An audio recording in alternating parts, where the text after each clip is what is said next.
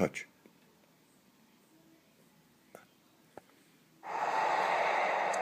This is the way we move most of our heavy goods around these days, in container lorries along motorways.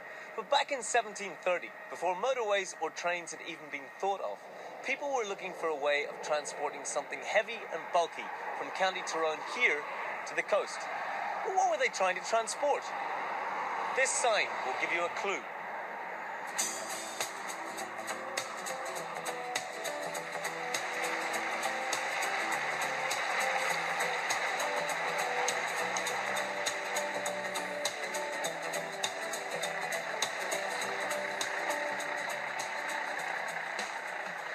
Black gold.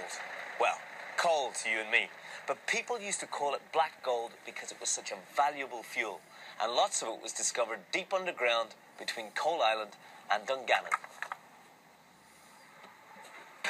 Coal is bulky and heavy, and the coal mined here in County Tyrone had to be carted all the way to Newry before it could be shipped to the capital, Dublin, to be sold.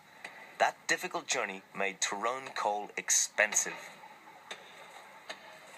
Can you imagine a poor old horse having to pull a cartload of coal over rough, bumpy roads all the way from Coal Island to Newry?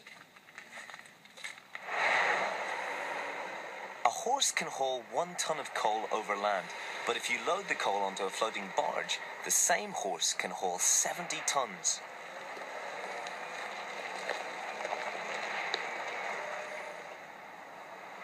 How can you turn an inland town like Coal Island into a port? But they did, and the coal boats used to dock right in the centre of the town. Look at all the blue bits on this map of Northern Ireland. There's Lough Neagh, bang in the middle, and some of our biggest rivers.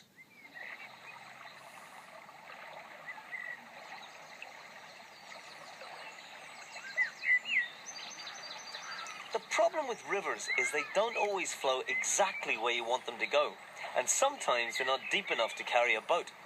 What they needed were canals. But where were they going to build them? Somewhere reasonably level. We'll mark the mountains on the map in green, and now we can see that there are corridors of lower land running from the corners of Lough Neagh towards the coast. Ideal places to build canals. Primary 6 in Clog School have been tracing the story of their own Newry Canal. I went with Sean Patterson, their teacher, and some of the pupils to find out what state Newry Canal is in today. This is one of the old locks on the Newry Canal. The wooden gates have rotted away, but you can still see how well the stonework was built. Newry Canal was the first true canal in the British Isles because it was built right from scratch. It wasn't a river which was altered to make it more navigable. So 250 years ago there were no diggers or JCBs. What did they use to dig the canal?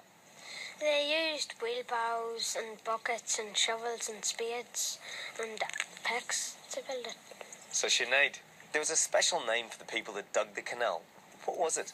Navvies. Why were they called navvies? Because they were building their navigation. What did they call the boats that used the canal?